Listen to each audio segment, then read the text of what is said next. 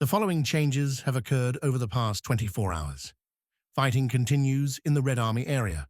A couple of days ago, from the north of the city, the enemy published footage in which a Ukrainian crew on a T-72 drove from the west side into the territory of Invest.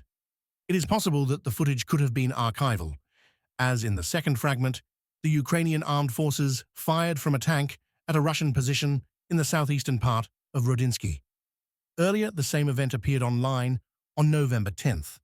There was a version about the archive stuffing, but on November 10th, it was relevant. Nevertheless, promotion is being added from the south side with access to the Invest agro-industrial complex. In Dimitrov, the guards of the 5th Brigade continue to clear the remnants of the 38th Ukrainian Marine Brigade. They are regularly supported by aviation. A temporary enemy deployment point was discovered in the Molodizhnaya micro-district. The pilots, having received the data, dealt a devastating blow. The SU involved the building of the Children's Center for Harmonious Development according to their needs. Systematic work is underway to liberate a large city. To the west, in the Grishin area, a division of the Center Group is pushing through Grishin's opponents. To deliver reinforcements, the soldiers will use motorcycles to quickly drive through the open area of Krasnoarmysk-Grishina.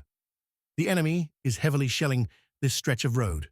Southwest of Grishino, aviation covered the Ukrainian forces at the railway and on the main E50 highway, preventing the enemy from transferring reserves along logistical routes. To the southwest, in the Udaknoye area, an enemy hexacopter hovered over the brow of the Gonaya beam.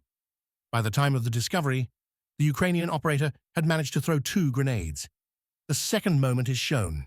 That is, the action was purposeful, which indicates the presence of the Russian side there. A military ram destroyed this threat.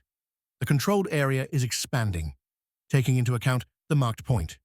This natural depression runs all the way to Slavinka in the Dnipropetrovsk region. In the Kharkov direction, the detachments of the North Group continue to put pressure. In semi-blocked sticks, the fighters systematically squeeze the enemy out of the building. The UAV crews interact with the gunners to inflict maximum effective damage to the enemy. So, in the eastern part of the village, the operator found the armed forces of Ukraine. The Ukrainian infantryman managed to neutralize the barrage threat with small arms. To complete what had been started, the drone operators transmitted the location data to the Tranada-S reactivators. They destroyed the enemy's point of deployment with an accurate shell hit. Fierce clashes are taking place in Vilcha, with positive dynamics for the Russian side. The remaining part of the northern half of the urban-type settlement is coming under Russian control.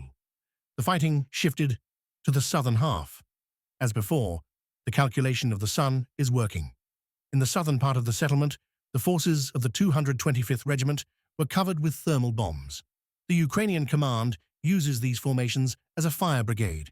However, even with them, there is no way to stop the advance of the Russian side. There is a fire attack on the Ukrainian armed forces in neighboring villages.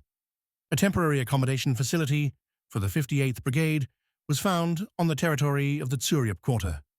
The aircraft of the high-precision X-38 missile destroyed it. Since the 57th Ukrainian Brigade could not hold back the onslaught, it was allocated a part of the forces of the 58th Formation.